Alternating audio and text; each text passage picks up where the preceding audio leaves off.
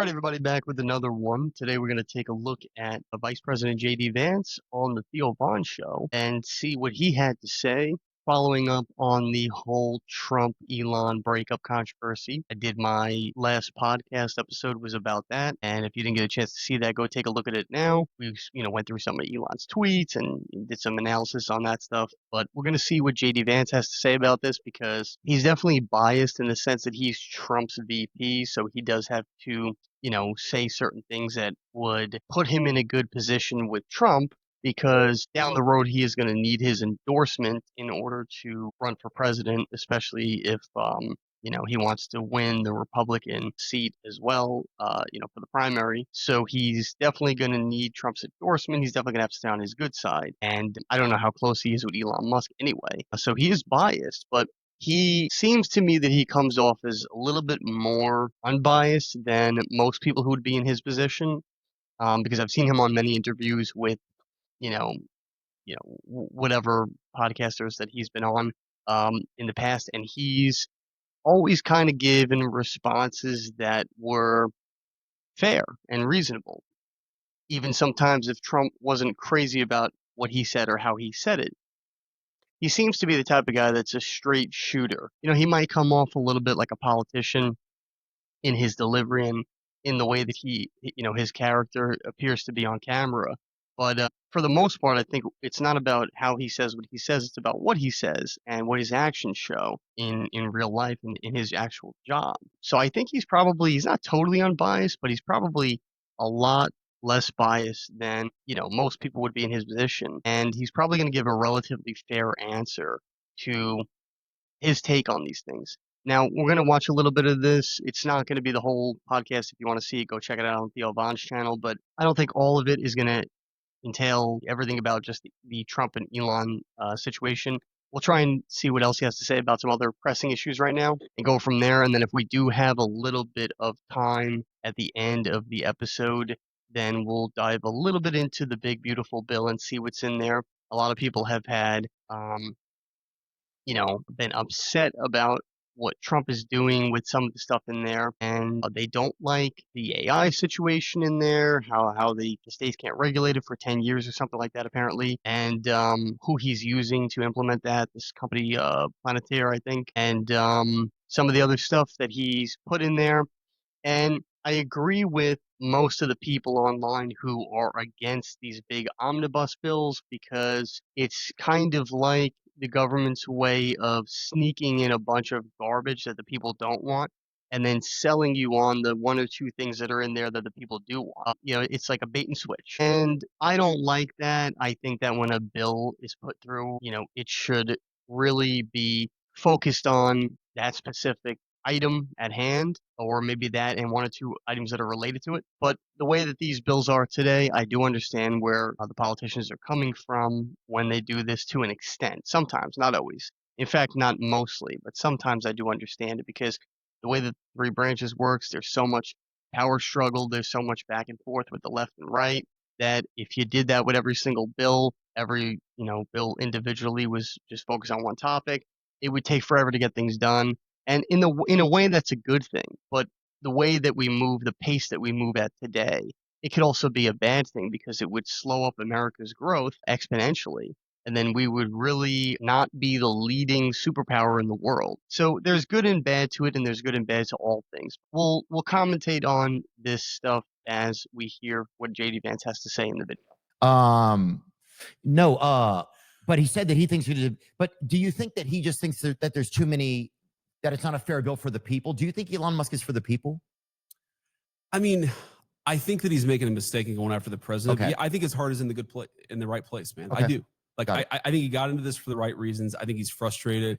I think he's an emotional guy. Honestly, I'm a very emotional guy. Yeah. Like it's the president is it's interesting because if you read the media reports, you wouldn't necessarily see this. Mm-hmm. He's not like quick to temper. Like he's not one of these guys who flies off the handle. That's a little bit more what I'm like, honestly. Oh, he's and smooth. I think he's smooth, man. He's stoic. His and blood I think pressure's fucking 007, dude. That motherfucker is. I don't know if that's good. But, I mean, but yeah, I get what you're saying. But it is where it is. But I think Elon means the best, but I think he's making a mistake. Yeah. Yeah, and I would agree with that. I said this in my previous video. I think that's why, it did kind of come off like a breakup, and everybody on the internet was sort of, poking at fun at it as though it was a breakup. I think that Elon's probably that type of guy. He's the type of guy that seems like he gets really hardcore into something, you know, to a fault where he becomes obsessed with it. And you can see it in his work. Many people are like this that are geniuses or that are people who are really good at doing a certain thing. They become obsessive about the work that they're doing. And that's important that they are that way because it makes them the best at what they do. Nobody really could compete with Elon in the areas that he's in because he's the greatest. He's the best at it. The only way you get there is to become absolutely obsessed with what you're doing. But I also think that's a character trait about him where he probably has an obsessive personality and could be extremely emotional. And he probably got really into the MAGA movement when Trump was towards the end of the last election. And that whole ride up for him was probably something that maybe made him feel like he was a part of something, made him feel at home or, appreciated and valued. And, again, going back to my previous video, like he was a immigrant, came here to America and Americans embraced him in every capacity, basically. To be part of like the biggest political movement in possibly the history of America, he probably really got attached to that.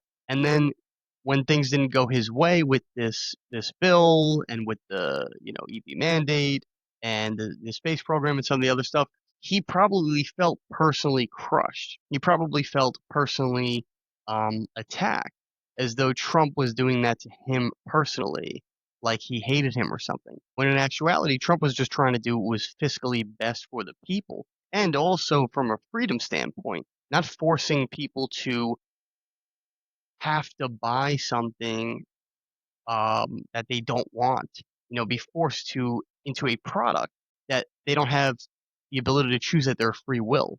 That's the right move, is to not force people to mandate things, especially in America. But I think he's right. I think that Elon is probably a good guy. He took on one of the hardest jobs in the last, I don't know, 50, 60 years in America, uncovering all the fraud that's been going on in our government, at the highest levels. That target on your back is almost unmatched. Only Donald Trump had a bigger target on his back. And he did it every day, and he slept on the floors in these buildings while he was auditing them. So I understand where he's coming from when he's hurt by all this. And picture is 1,000 words, and things like that. The picture that he posted with his rocket flying and the American flag waving in the front or the distance, I think it was the front. Um, was symbolic of probably how he felt at that moment, that he is a patriot. He's an American. He loves his country. He's so grateful that he got to build all of his businesses here. But at the same time, he felt hurt about what happened. It was like his own country that embraced him now turned on him. So I understand what happened. It was probably an emotional thing. I have a feeling that within the next few weeks or so, you might actually see Elon come out and apologize now that the smoke, he'll probably settle down and realize what a bit of a fool he was being with all of that, and possibly apologize to the president or apologize to the people for lashing out at the president the way he did. And, we'll see. I have a feeling that that's probably what's going to take place. But, because he seems like a man of character as well. But yeah, I agree with JD Vance. I think that he's a decent guy. He, definitely loves his country. He just went about what he did the way he did it in, an emotional, immature manner. At least 170, maybe $200 billion. Hopefully it's going to save more. But yeah, I think it was That's very so worthwhile. much money. How that's could a ton you? of money. How do they not? How would you not even notice that? If that much money, There's so much I could tell you about this. Okay, so one of the crazy things we all figured out, like first week or so we're in the White House, okay, is there was a payment that should be stopped because the president signed an executive order to stop a payment. And this is like day one of the White House. We're like, okay, how do we stop this payment? Because somebody's trying to make this payment, and nobody knew where like the computer was that actually wired the money from the U.S. taxpayer to this entity. God. So, dude, the amount of waste and the amount of just grift in the federal government was off the charts. It's still it's getting better, but there's still a lot more I think we can find. Who was getting it? I don't know. I don't know one person that was getting something extra. I don't think. Well, or unless everybody was slurping. Yeah, I mean, a lot of people were slurping. Man, you look at what. So, for example, there are all these humanitarian programs that we have where we send money for people, for medicine, for food. Oh yeah. Okay, but like I think like what I thought before I got in the government, what most Americans think is, okay, so we send $100,000 to this group to buy food for like poor kids in Africa. Okay. And what actually happens is it's not $100,000 that go to the food for the poor kids in Africa. Right. That the NGO, the non-government organization that gets that money, contracts it out to somebody else. Right. So and then they middleman. subcontract it out to somebody. There's like 3 or 4 middlemen. Oh. And what, Marco Rubio, who's the Secretary of State, he's a very good friend. What he told me is that his best estimate after he had his team look at it is that 88 cents of every dollar was actually being collected by middlemen. No way. So every dollar we were spending humanitarian assistance, 12 cents was actually making it to people who needed it. And this is the exact reason why most people don't donate to charities that are like, big mega charities or, charities that have been around forever and kind of have a stigma about them where they, help out, but they've just been around forever and the impact that they made has not been that amazing for the amount of time that they've been around and the amount of money that's poured into them. And it's because a lot of that money gets siphoned off to go to the business of running that machine and paying these people that work there or, whatever. The NGOs work the same way as the big charities and things like that. They sell people on this humanitarian thing that, hey, you can be a part of something good. You could be on the right side of history, donate to this, whatever. And, even through the taxpayers' dollars and stuff. And it gets siphoned off and a fraction of it. That's why do you think that a lot of these problems never actually get solved? Because it would not be in the interest of these people to solve the problem. If they solved the problem, then the problem would go away and they'd be out of business. It's a business, and this is something that I think a lot of people have a hard time digesting in real life. Everything is a business to some degree. It's not the way it should be, but the world we live in today, everything is a business. Your hospitals, your schools, the government, everything. There's a business element to all of it. And this is why a lot of people get so disgusted by all this stuff and kind of why things were always supposed to be small in America. Not that we weren't supposed to grow to be the greatest, biggest superpower in the world, but things were always supposed to be on a localized level. That's why the people have all the power, the individuals, and then the states are next up, and then the federal government has the least amount of power.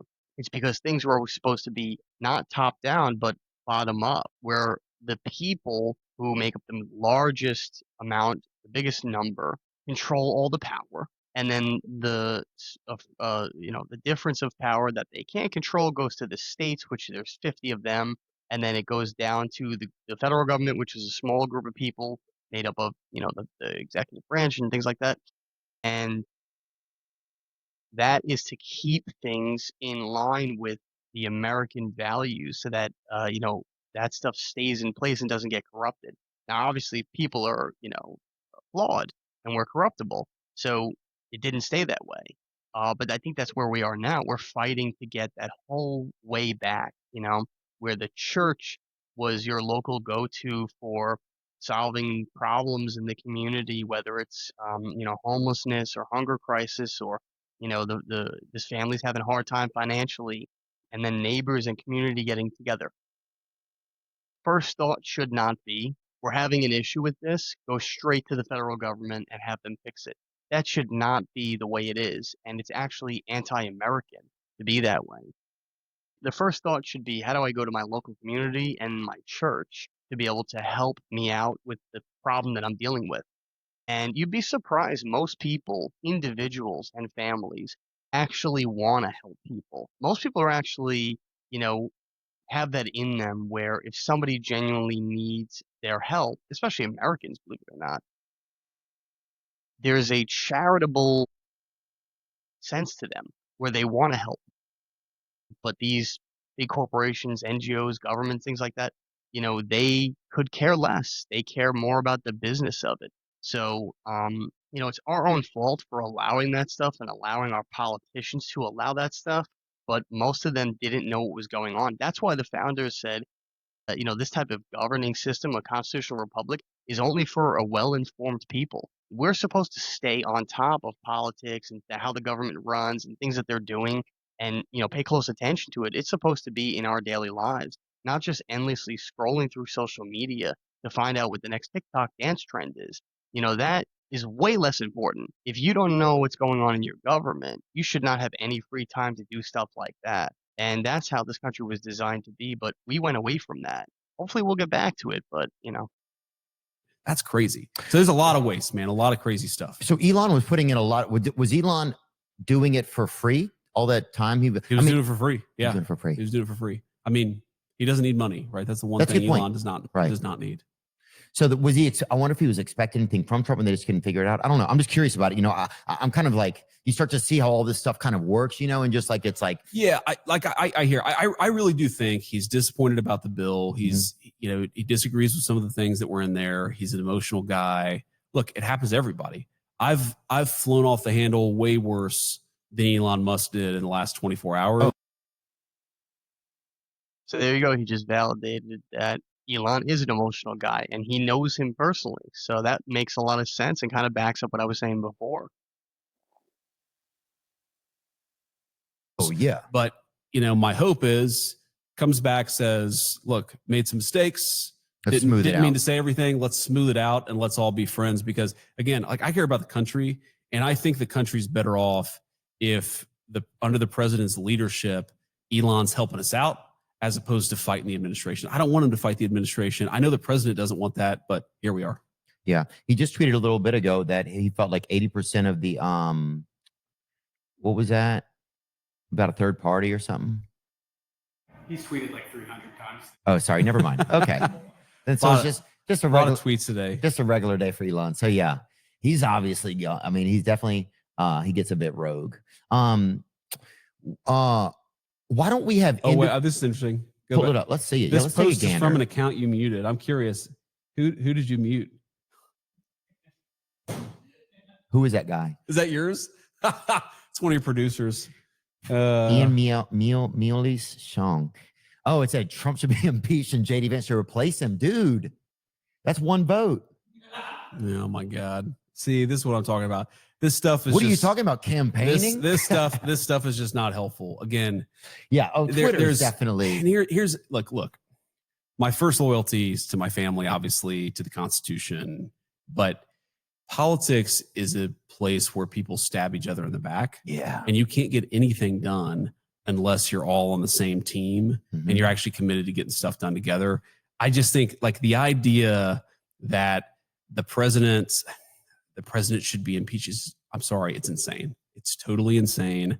The president is doing a good job, and you can look, you're free to disagree with him, right? Everybody's a First Amendment right. Are you free to disagree with Trump ever? Yeah, do you feel like you can? Of course. I mean, the way that I put it is, if I have a disagreement with the president, then it is my job, obviously, to provide the president honest counsel. Like, he doesn't need me to be a doormat. He needs me to actually say what I think about an issue. But when the president makes a decision, man, he's the general. And when the general makes a decision, everybody's got to go and execute that order. And that's kind of how I think about my job, really, is to be a good ally and a good friend, and provide honest counsel to the president. But also, when a decision's made, you go out and get it done. Does he listen to many people, or does he listen to just one or two? He listens to a ton of people. It's one of the more interesting things about his leadership style is, if he's got a big decision to make, he talks to everybody. And I think it's why he's like in touch with normal people, is because he doesn't just talk to like congressmen or people with a lot of money. He tries to talk to everybody. Like, I've seen him ask the gardener at Mar-a-Lago what he thinks about a particular issue. I've seen him ask the people who work in the kitchen at the White House what they think about an issue. He's constantly trying to understand what other people are thinking. Oh, I saw him ask a Scottish Terrier what kind of cakes they like, So yeah, that's a good sign of a great leader, is the willingness to listen to others and hear all perspectives. Because, a man in his position, he's privy to information that they are not. and he's privy to experiences that they are not. But they're also privy to the same things. And if you become, like in a position of power like that, it could cloud your judgment sometimes where you think that you are all knowing, you know everything, you're the smartest because you hold the highest position, and you're going to make all the decisions like a dictator. But that's not indicative of a good leader. A good leader does hear everybody out. Now, I'm sure that he hears a lot of opinions from people that he speaks with that he just thinks that was a waste of my time, or that was a stupid opinion, or they don't have this information, so that's why they think that way. But if they did, they'd probably think differently. But that's just part of the process of, like, going through all of the information that everybody has in their minds, and disseminating what stuff is useful, what stuff's not. But the fact that he's willing to listen is a great, indicative of a great leader. But I like what JD said. He backed up what I was saying about how he hopes to see Elon apologize, or you know realize what a mistake that was, and come back and rejoin the team. Just understand that his job is to help aid the president, not to be like his sidekick. This is not Batman and Robin. It's the president, and you're just another person who he's utilizing their resources and skills for to help this nation. And even the president is being used by the people to fulfill a job, to fulfill a role that we put him there for. But one day, Donald Trump's not going to be the president anymore. He'll just be a civilian, and it'll be somebody else, and the spotlight will be on them, and Trump's going to have to be okay with that. The job itself is the focal point, not the person. Yeah, Trump is amazing, but if he wasn't the president, he'd be amazing at who he is and what he's doing, but we'd still all be looking at the president because the country needs help, and that person's in the position of power to be able to do that. I think maybe sometimes Elon or some people get a little carried away because spotlight's always on them, that they think that they actually are the center of attention or the center of the universe. And in actuality, in this case, it's the position, and it's the country, and it's the future for our children. That's the focal point, not who's in that seat at that time. On writ large. Mhm. And so we got to vote on this thing and make it happen. Sorry, there's a final answer to this question, which is stupid and parliamentary, but it matters. It's actually the most important answer is, okay, any bill that you do you got to put it on the floor, and you got to give people enough time to read it, and you got to amend it, and then you got to do committee process. And there's like a constant stream of things. There's a big process for it. And so if you went through that process for each individual item, on a separate bill, Cost it prohibitive. would take over a year to do all these bills. But we gotta prevent taxes from going up. We don't have that much time to do it. We gotta secure the border. We don't have that much time to do it. We've got to do the no tax on Social Security. Like if we did that 18 months from now in a smaller bill, then we would not be keeping our promises to the American people. I see. Is there a way that they can just prioritize those? I wonder. It just feels like it would be so much easier to digest as a regular person. Yeah. If you weren't thinking like, well, heck, my guy's got to stay up all night for 600 nights to get all this information in, and to get it in accurately, and then to make fair choices on it. Yeah, I mean, I think the answer to your question is you could do that, but Congress would have to change its procedures.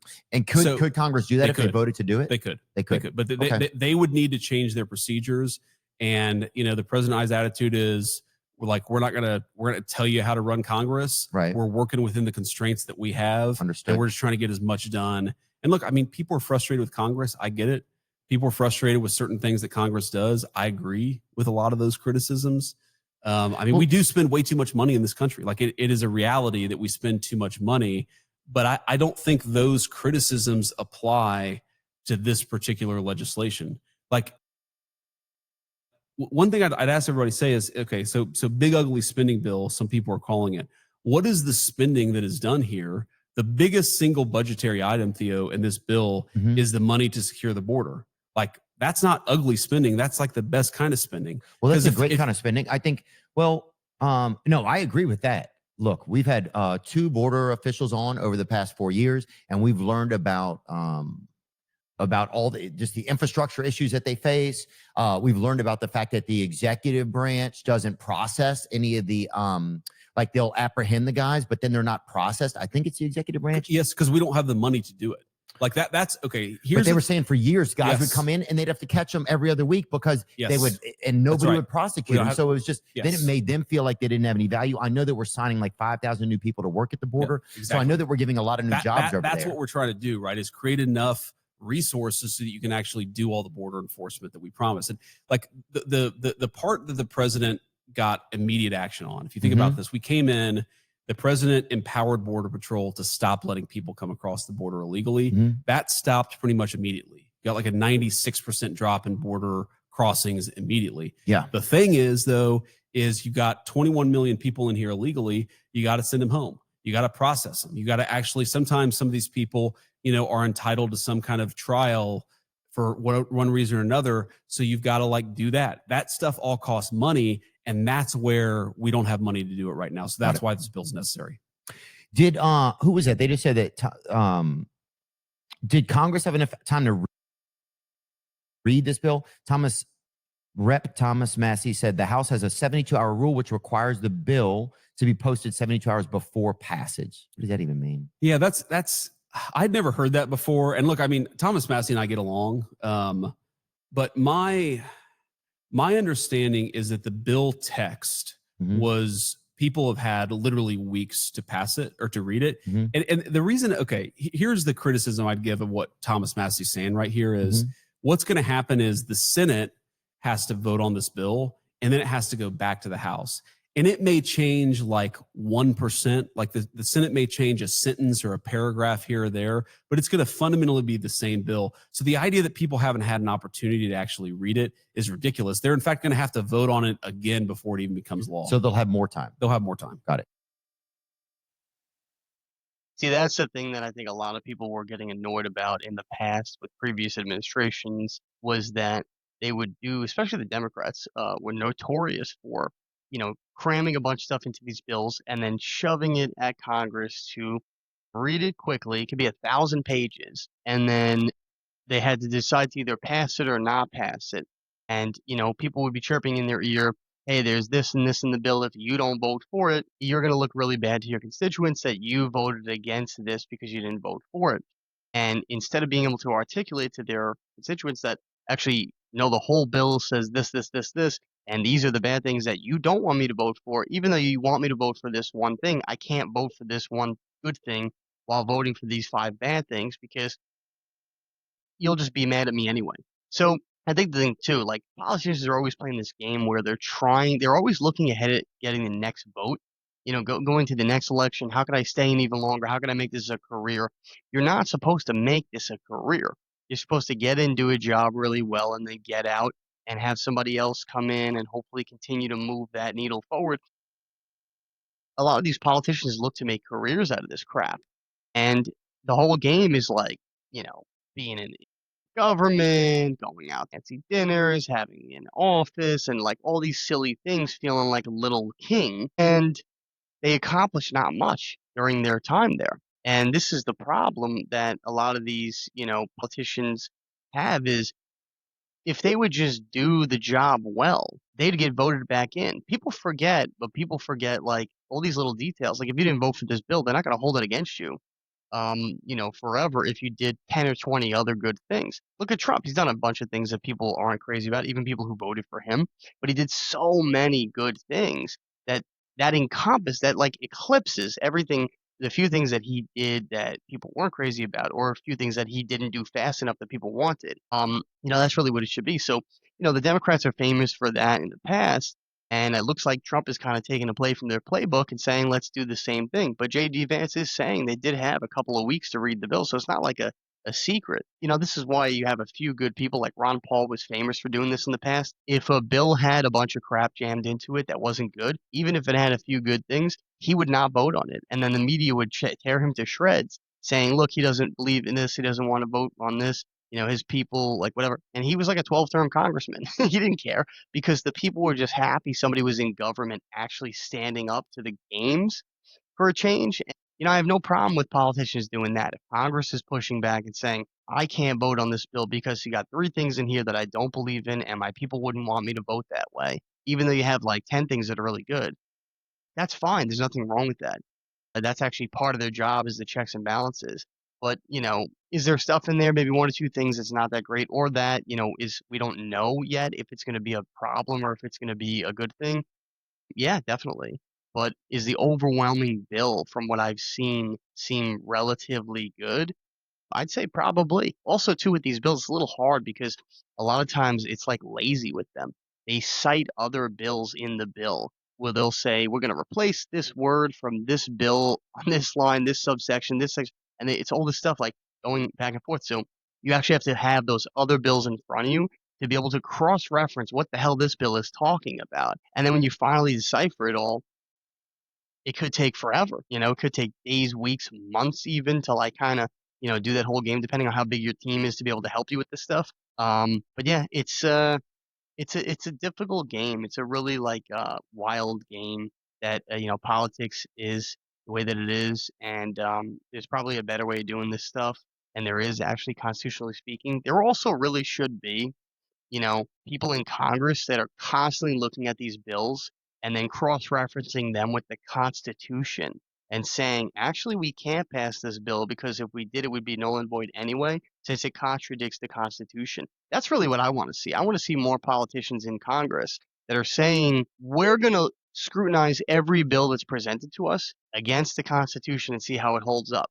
We would probably do away with so many bills that because I guarantee you a lot of them actually contradicts the Constitution, and it would save a lot of time in government getting rid of that stuff right out of the gates because it just it's null and void anyway.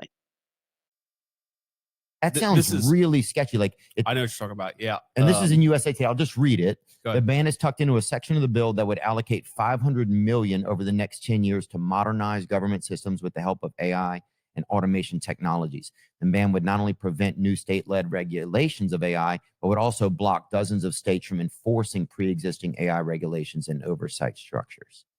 It Yeah. feels scary.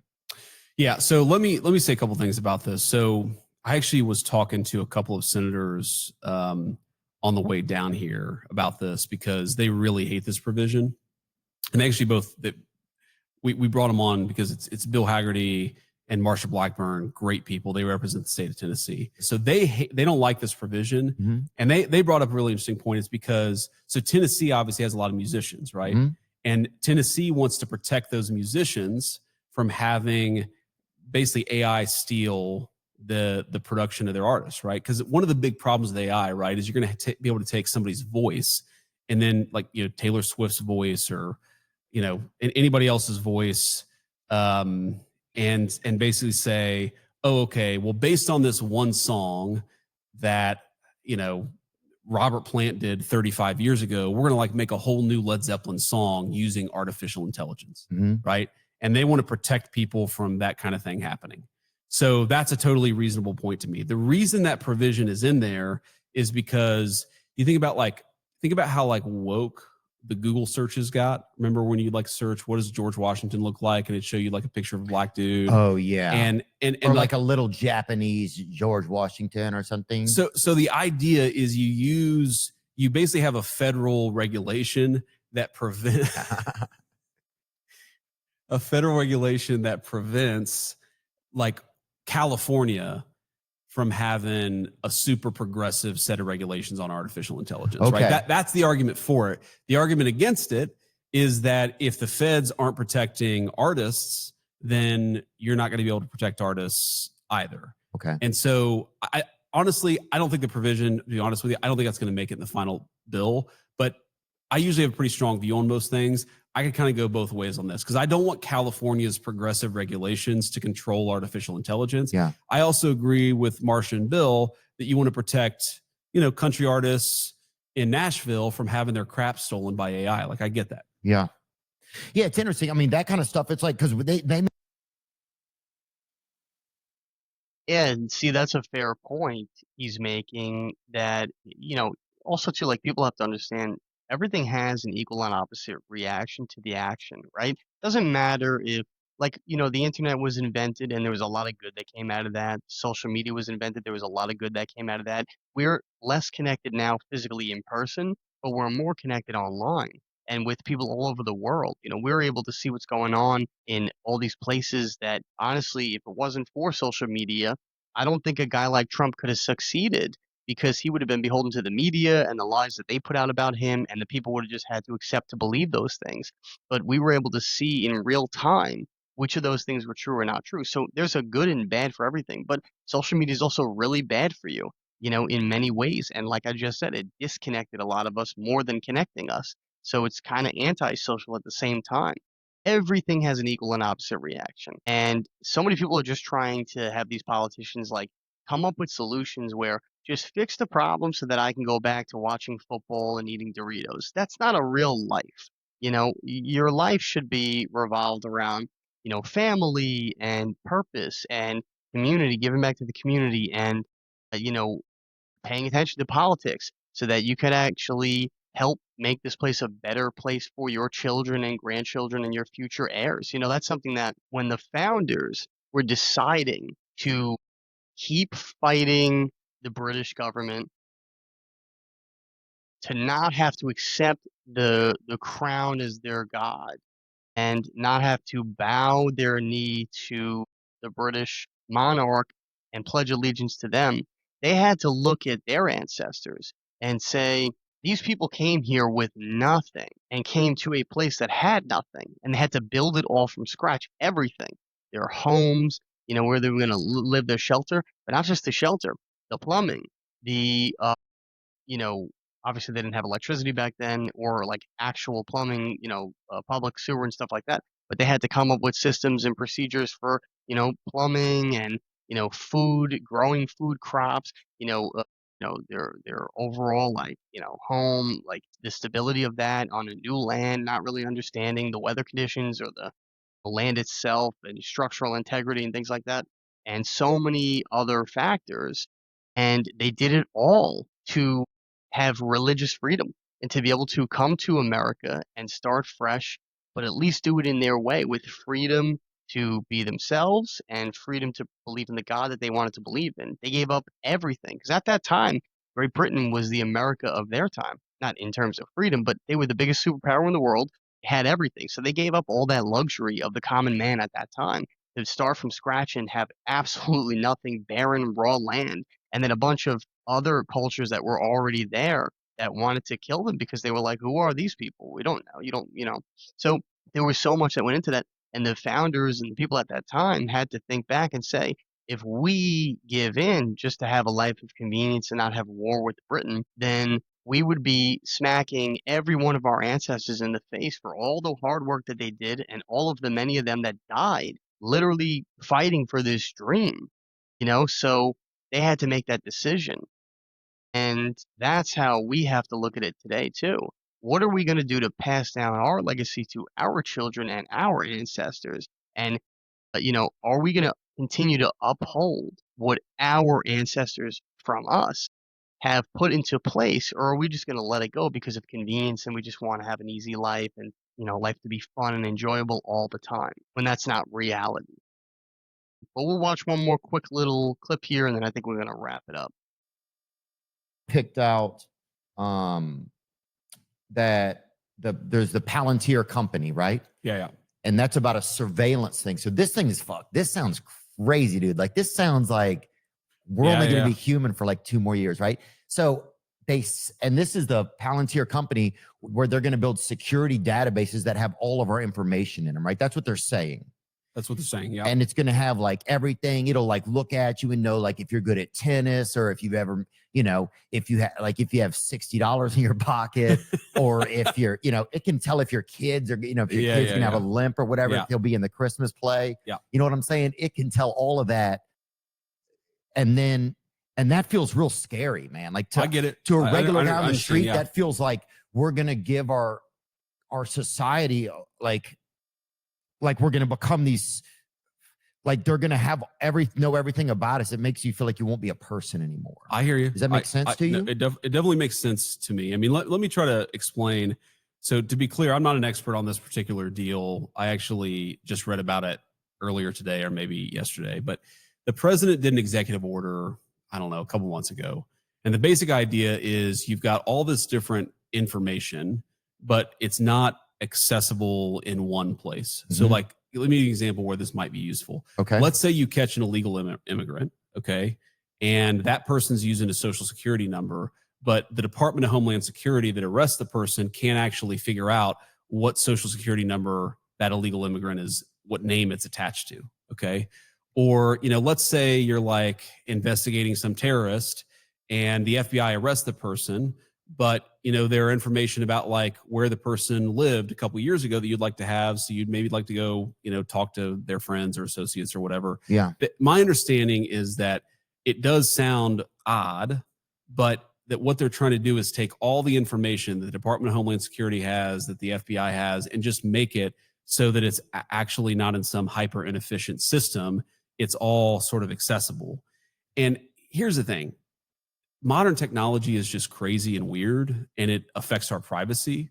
And I think we don't have to think that's a good thing. Mhm. It is like a reality of the world that we live in. Right. And Sometimes so I get a little romantic about things, well, I mean, look, and I think it's going to Okay. go back in time. I mean, look, everybody, I kind of agree with you. I think people are sort of going to rebel against technology a little bit. In some ways, they already are. But I mean, look, dude, this has happened to me so many times where I'm talking to my wife, like, oh, what are we gonna make for dinner for the kids tonight? Oh, let's just like do DoorDash or Grubhub. Mhm. And then you go on like X or you go on, Facebook or Instagram, and there's like an advertisement for a DoorDash coupon. And it's like, well, I was just talking about this 10 minutes ago. So we know that big technology spies on us and harvests our data. I honestly worry more about that than about like connecting the DHS system to the FBI system. So that's all that this Palantir deal is part. Like a lot of that, it's just connecting information. So I'm hardly an expert, but that is Okay. my understanding is that it's just taking, okay, DHS has information, FBI has information, Secretary of the Treasury has information, and making it possible for that information to be searched Yeah. by whoever is looking for it. Oh.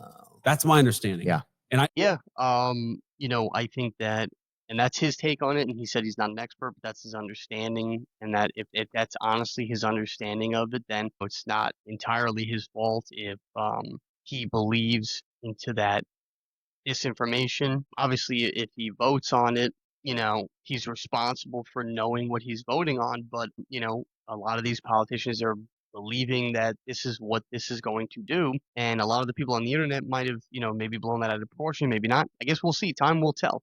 But we already know the government's spying on us. This is nothing new. Ever since Edward Snowden exposed this years ago, we have known that they have a huge collective network of people in this basic like shadow secret government that's spying on the American people, collecting data on them and using that data to manipulate them in certain ways. But so is private enterprise, right? Social media companies, all the big search engine companies, they're all doing the same thing too, because data is another form of currency. And if they can use that data to manipulate you or to guide you in a direction of pooling money from you to them, they're going to do it. So it's already happening. The people who have a fear about this are interesting because there's a very easy way to solve this problem. Take yourself away from the technology and you won't be beholden to it. But I think a lot of people want to have their cake and eat it too. They want to be able to, have everything the way they want it to be. And that's just not reality. It's just not the way that life works. I think that the less, because also the people provide the government with this information. So the less information you give them, the less they'll have. And the only thing that they will have is the stuff that is, not public knowledge, but government knowledge, where it's in their systems and databases like your social security, birth certificate information, stuff like that.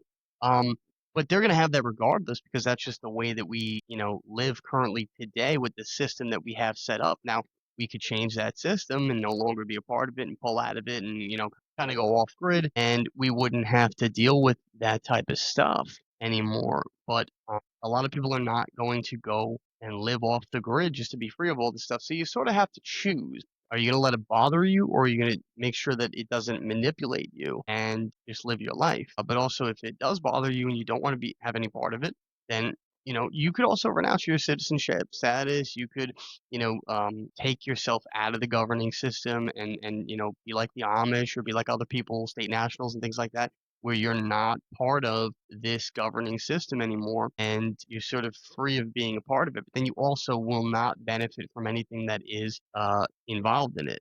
So you do have to sort of choose. You can't, You can't have everything the way you want it to be. That's not what this world is. But I agree with a lot of what he had to say. I definitely think he's coming from an honest position. I don't think he has any reason to lie at this stage of the game. And yeah, I mean, listen, either way, like there's always, like I said, going to be an equal and opposite reaction. So they'll put this through with the AI stuff, and it'll be good and beneficial for the reasons that he said. But there'll also be drawbacks. That's just the way it is with every decision. There comes, like I said, an opposite reaction. It's just how life is, right? Yin and yang in the Chinese culture. That's what they believe. There is definitely something to that. So that's it for this video. I just wanted to see what JD Vance had to say, give his take on a lot of those positions about things that are heating up right now. And hopefully you enjoyed the video. Don't forget to like, follow, subscribe, share, all that good stuff. Going to start probably having guests on soon, definitely sometime this year. So if you do have a guest in mind you'd like me to interview, put them in the comments or DM me and let me know. I'll do the research and take a look, see if somebody that's the right fit for the channel. But, put in the comments too what you think about the episodes. If you have any, agreements, disagreements, throw it all in there. All conversation is welcome as long as it's, within reason and not, violent or inappropriate. But other than that, you're free to, speak your mind here. And, don't forget to stay for the ad at the end of the video. Take a look at the products right now. The children's book that I wrote, Little Boy Full of Love. Take a look at that, where to get that. Available right now. Really great price. And, take a look at the apparel shop that we have. Percentage goes, profits go to charity and some of the other stuff that we got going on there. But that's it for this video. Stay tuned for the next one. All right, everybody. I just want to take a moment to promote my children's book. This is Little Boy Full of Love. That's me on the back, and this is a little sneak peek on the inside. It's a great book. It's a children's book. I actually wrote this for my son, and it's available right now on Amazon, Walmart, Barnes & Noble, Indigo, Bookshop.org, and a lot of other online platforms. But more importantly to me, it's actually available in a lot of bookstores throughout the country. You can find out which ones are closest to you on my Instagram page. We highly recommend that you shop local, buy from a local bookstore. So if you are looking to, get a children's book for you or anybody you know, or even with the holidays coming up, it's a great time to, buy a children's book as a gift. Definitely get it from a bookstore that's local to you. But if you absolutely can't get it from one of the bookstores that are currently carrying it right now, and we're in about 15 or 16 different states across the country, so it may actually be in your state, and it could even be local to you. But if you can't get it from the physical bookstore, check out our Amazon storefront. The book's available on there right now. And like I said, with the holidays coming up, you may want to do your Christmas or Hanukkah or holiday shopping early, and you can even order it from our Amazon storefront and ship it directly to whoever you're gifting it to. But it's available on those platforms. Amazon storefront and bookstores and other websites that I mentioned. But I want to take a moment here to look at the storefront just to give you an idea of some other stuff that we have available on there. These are products that we highly recommend. They are things that we use in our daily lives, and it's all organized by category. So it's a lot easier to, shop for the holidays and specifically for things that interest you, particular categories. Available right now, many different items on our storefront. If you can see here, 61 items just in women's apparel, fall decor, because right now we're in fall, 26 items, kitchen items, baking specifically, things for around the house, children's toys, even stuff for parties. If you're trying to save money on a party and throw in your own, occasion, you can even buy some cool gadgets here to help you, put on a better party. Health and wellness items here, even stuff for Christmas. And there's the book right there. So you can get it from the storefront. You can get it from the bookstores, like I mentioned. But it's available on all these different platforms. It's really easy to find and gift to somebody. Also, I want to show you the apparel shop, and these are some clothing items that we actually produced. So if you're looking to get some cool apparel items, shirts, hoodies, long sleeve, short sleeve, leggings, even accessories, cell phone cases, women's makeup bags, fanny packs, coffee mugs, all different types of stuff, even some, art, all different categories here, apparel, homeware, accessories, drinks, even digital items. It's all on this store, healthybodygoodssoul.com. Anything that pertains to you or somebody that you're looking to get a gift for the holidays. A lot of great designs on here, a lot of cool designs that we actually custom created. Stainless steel water bottles, especially now with the fall and winter.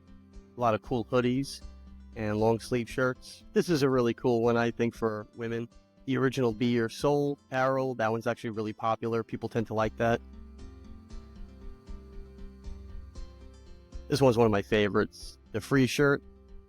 It's the American flag and it says free and that says not property of the United States government. That one's pretty cool.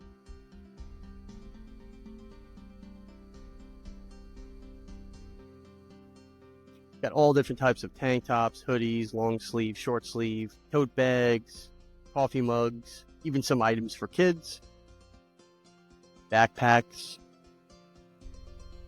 So if you're the type that likes to, plan ahead, I would definitely recommend ordering from the Amazon storefront or the apparel shop within the next couple of weeks to get everything in time for the holidays. Use code SAVE15 on the apparel shop to save 15% off everything on the storefront. So order within the next week or two and you'll definitely have everything in time for the holidays. Definitely check out all the links to everything, the Amazon storefront, the book, and the apparel shop in my bio on all my platforms, Rumble, YouTube, Instagram, Spotify. But you can also find them in all the show notes for every episode that I post and get all your orders in time for the holidays. All right, that's it for this video. Don't forget to like, follow, subscribe, share, all that good stuff. It helps the channel continue to grow. And put in the comments things that you would like me to talk about and make videos on for the future. And I will definitely do my best to do that. Stay tuned for the next one.